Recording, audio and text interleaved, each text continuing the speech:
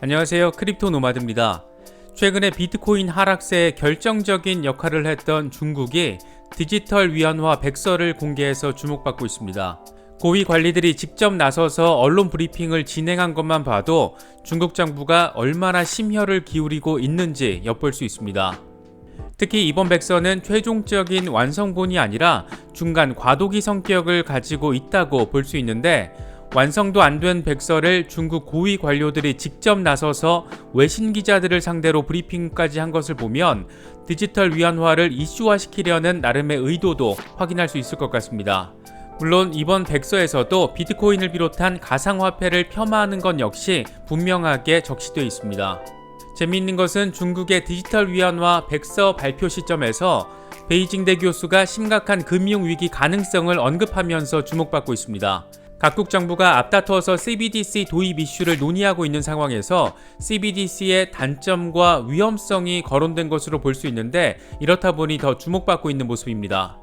이번 영상에서는 중국의 디지털 위안화 백서 발표 내용과 더불어서 CBDC가 가진 한계점에 대해서도 함께 짚어보도록 하겠습니다. 본격적인 시작에 앞서서 좋아요와 구독, 또 알림 설정을 부탁드리겠습니다. 영상 제작에 아주 큰 도움이 된다는 말씀 함께 드립니다. 그럼 시작하겠습니다. 중국의 이번 디지털 위안화 백서 발표는 여러모로 눈에 띄는 지점들이 있습니다. 먼저 최종적인 완성 작품이 아니라는 겁니다. 정식 명칭은 중국 디지털 위안화 연구개발 진전 백서인데, 발표 주체는 중국 인민은행 디지털 위안화 연구개발 실무그룹입니다. 인민은행이나 정부 특정 부서도 아니고 중국은행 디지털 화폐 연구소도 아니고 실무그룹 명의로 발표를 한 겁니다. 더 재미있는 지점은 실무그룹이 발표하는 잠정적인 백서를 고위 관리들이 직접 참석해서 발표를 했다는 겁니다. 그동안 비트코인을 여러 차례 공개적으로 비판했던 인민은행 파니페이 부총재를 비롯해서 화폐 금은국장, 부국장, 디지털 화폐 연구소장 등이 모두 참석했습니다. 최종 완성본이 아닌 실무그룹 발표 내용을 고위 관리들이 대거 참석해서 발표한 것으로 볼 수 있는데, 국제적으로 디지털 위안화 띄우기 측면이 강하다는 점을 느낄 수 있는 부분입니다. 내용적인 측면에서는 우선 디지털 위안화에도 블록체인 기술이 사용됐다는 겁니다.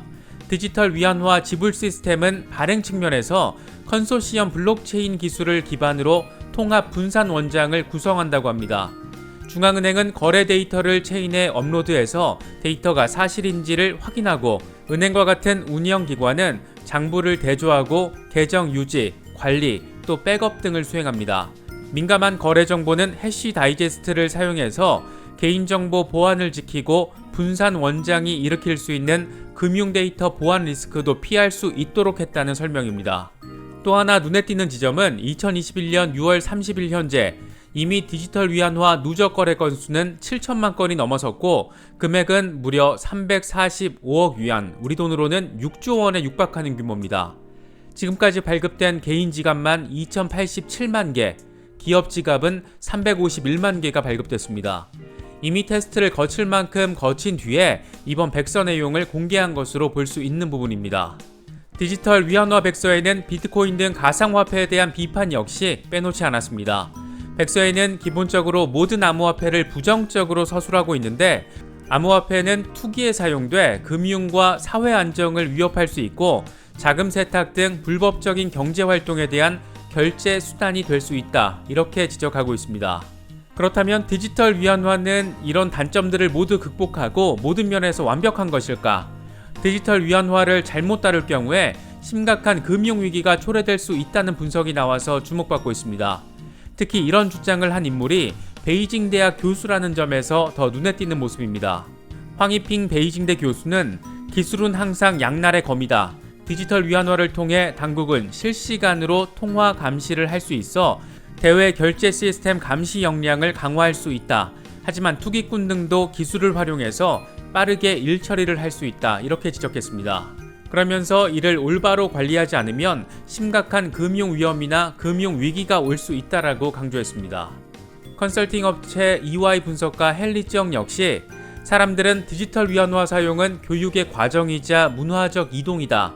점진적으로 보급돼야 한다. 당국과 은행, 전자상거래 플랫폼은 고객정보 보호를 위한 역량을 강화해야 한다, 이렇게 강조했습니다.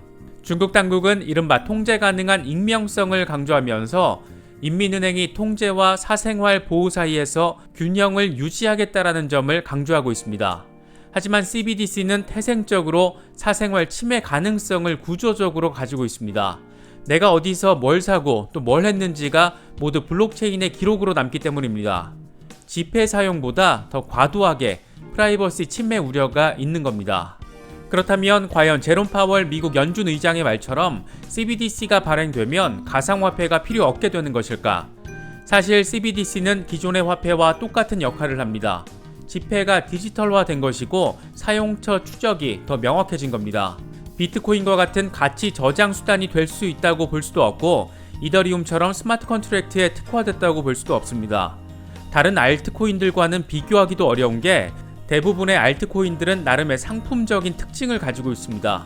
게임 과정에서 활용되기도 하고 NFT 거래에 이용되기도 하고 또 할인율이 적용돼 물건을 구매하기도 합니다. 나름의 얼라이언스들이 구축돼 있어서 이 안에서 특징적인 상품적 특징을 강화하는 경우가 대부분입니다. 그럼 가치가 고정된 스테이블 코인의 경우에는 어떨까? 이 역시 크게 다르지 않는 것으로 보입니다. 예를 들어 우리는 백화점에서 옷을 살 때 테더를 사용하지 않습니다. 바이낸스에서 거래를 할 때 테더로 환전해서 다른 암호화폐를 구매하는 경우가 지금은 가장 흔한 것 같습니다. 변동성이 없고 고정 가치 때문에 이런 수단으로 활용됩니다. 과연 미국 CBDC가 나온다고 US 테더 대신 달러와 CBDC를 사용할까? 사람마다 다를 수는 있겠지만 굳이 사용처 기록이 뚜렷하게 중앙은행 블록체인에 기록되는 미국 CBDC를 테더를 대신해서 사용할 이유를 찾을 수 있을지 개인적으로는 회의감이 우선 듭니다. 이런저런 상황들을 정리해보면 CBDC의 발행과 비트코인을 비롯한 가상화폐의 존재는 전혀 상관없는 문제라고 개인적으로는 여겨집니다. 지불 수단으로서의 화폐와 저장 가치로서의 가상화폐, 또 상품 특징으로서의 가상화폐는 본질적으로 비교 대상이라고 보기 어려운 측면이 존재하지 않을까 이런 생각이 들기도 합니다. 결국 미국이든 중국이든 고위 관계자들이 이렇게 이상한 프레임을 짜는 것은 중앙화된 화폐의 발권력, 통제권 이런 것들을 유지하기 위해서라는 목적이 우선이기 때문이 아닐까 이렇게 바라볼 수도 있을 것 같습니다. 화폐라는 공통적인 단어를 포함하고 있을 뿐 달러와 위안화가 디지털화 된다고 비트코인의 특성을 갖게 될 수도 없고 이더리움의 특성을 갖게 될 수도 없다는 점 한 번쯤 생각해볼 가치가 있는 부분입니다. 적어도 CBDC의 발행 소식에 불안감을 느끼신다면 꼭 추가적인 리서치를 통해서 자기만의 판단 기준을 정립해 보실 수 있으면 더 좋을 것 같습니다. 사실 세계관의 측면에서 바라보면 비트코인의 탈중앙화는 혁명적인 수준이긴 하지만 기존의 중앙화된 권력이 바라보기에는 반역의 수준으로 여겨질 부분도 분명히 존재합니다. 모든 권력과 통제로부터 자유로워지겠다는 탈중앙화 이슈는 그래서 상당히 매력적이지만 또 그래서 일각에서는 위험하게 바라보는 것이기도 합니다. 특히 중국처럼 지구상에서 가장 중앙화된 체제를 가진 공산 국가에서 비트코인은 애초부터 이 세상에 존재해서는 안 되는 물건일지도 모릅니다. 어쨌든 중국은 비트코인 탄압을 거의 최고 수준으로 끌어올린 뒤에 아주 그럴싸하게 완성되지 않은 상품을 포장해서 세상에 공개했습니다. 금융위기 촉발 가능성까지 언급되는 것을 보면 CBDC든 가상화폐든 누가 어떻게 사용하느냐가 중요하지 그 자체의 존재 가치는 각각 분명히 가지고 있는 것이 아닐까 생각됩니다. 각자의 세계관이 있는 것인데 한쪽이 잘못된 세계관이라고 프레임을 설정하다 보니 중앙화 대 탈중앙화 이렇게 대립구도가 선명하게 된 것이 아닐까 이런 생각도 갖게 됩니다. 어쨌든 CBDC는 앞으로 당분간 지속적인 이슈가 될 겁니다. 미국과 유럽에서도 중앙은행들이 적극적으로 나서고 있고 아직 가상화폐에 대해서 제대로 된 인식을 가지고 있는 것인지 의심이 되는 한국은행의 경우에도 CBDC 논의를 시작했습니다. 비트코인 등 가상화폐 투자자로서 우리는 이런 세계적인 흐름과 비트코인 등의 흐름이 서로 어떻게 연결되어지는지 또 어떤 악재나 호재로 이어지는지 등을 예민하게 바라볼 필요가 있습니다. 이더리움을 CBDC 플랫폼으로 사용하기로 한 중앙은행도 있고 리플을 고려하고 있는 경우도 있습니다. 때문에 CBDC 이슈는 가상화폐 시장의 호재로 작용할 수 있는 여지도 분명히 존재합니다. 비트코인 등 가상화폐 투자자로서 우리는 이런 세계적인 흐름과 비트코인 등의 흐름이 서로 어떻게 연결지어지는지 또 어떤 악재나 호재로 이어지는지 등을 예민하게 바라볼 필요가 있어 보입니다. 갈수록 신경 써야 할 것들만 늘어나는 것 같지만 그만큼 가상화폐라는 중요한 시장이 제도권으로 자리 잡아가는 과정이기 때문 아닐까 그렇게 생각됩니다. 이번에 준비한 영상은 여기까지입니다.